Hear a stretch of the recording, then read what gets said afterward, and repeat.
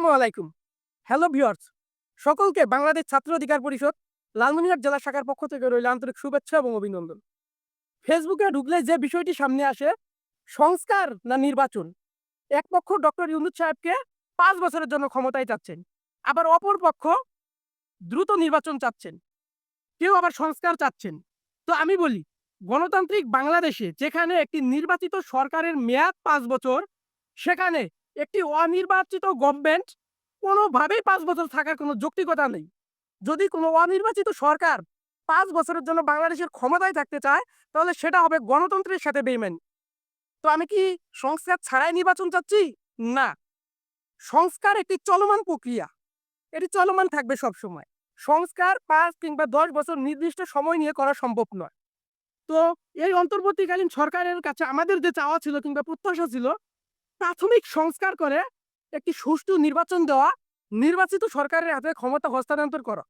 যেমন গণঅভ্যুত্থানে গণহত্যায় নেতৃত্ব দানকারী আওয়ামী লীগকে নিষিদ্ধকরণ, গণহত্যায় নেতৃত্ব দানকারী, গণহত্যার মাস্টার মাইন্ড আওয়ামী লীগের নেতা আসাদুজ্জামান কামালের মতো লোকেদেরকে বিচারের মুখোমুখি করা, আহত এবং নিহত পরিবারদের পুনর্বাসন করা এবং সুষ্ঠু একটি ভোটার তালিকা করে জনমানুষের ১৫ বছরের আকাঙ্ক্ষা একটি সুষ্ঠু ভোটের ব্যবস্থা করা। কিন্তু ডক্টর ইউনূস সাহেবের গভর্নমেন্ট, অন্তর্বর্তীকালীন সরকার গত ৮ মাসেও দৃশ্যমান কোনো সংস্কার করতে পারে নাই।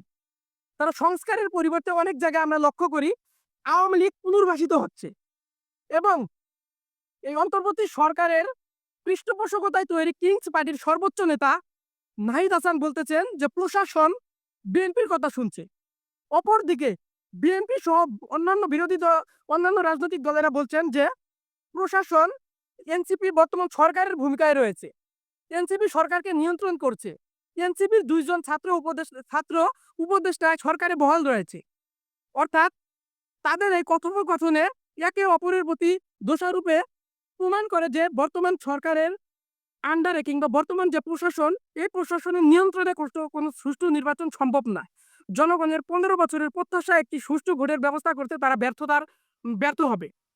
তাই একটি সুষ্ঠু ভোটের জন্য এবং জনমানুষের আকাঙ্ক্ষা এই প্রাথমিক সংস্কার করার জন্য আওয়ামী লীগকে নিষিদ্ধ করে গণহত্যাকারীদের বিচারের মুখোমুখি করে একটি সুষ্ঠু ভোটের জন্য আমি মনে করি সকল রাজনৈতিক দল মতের ঐক্যমতের একটি জাতীয় সরকার প্রয়োজন আগামী ২ বছরের জন্য। যেই সরকারের কাজ হবে প্রশাসনকে দলীয়করণ মুক্ত এবং একটি সুষ্ঠু নিরপেক্ষ প্রশাসন এবং প্রাথমিক সংস্কার করে একটি সুষ্ঠু ভোটের ব্যবস্থা করা। তো ধন্যবাদ জানাচ্ছি সকলকে। যারা ভিডিওটি দেখছেন সকলের প্রতি অনুরোধ রইল ভিডিওটি শেয়ার করে সকলকে দেখার সুযোগ করে দিন। ধন্যবাদ।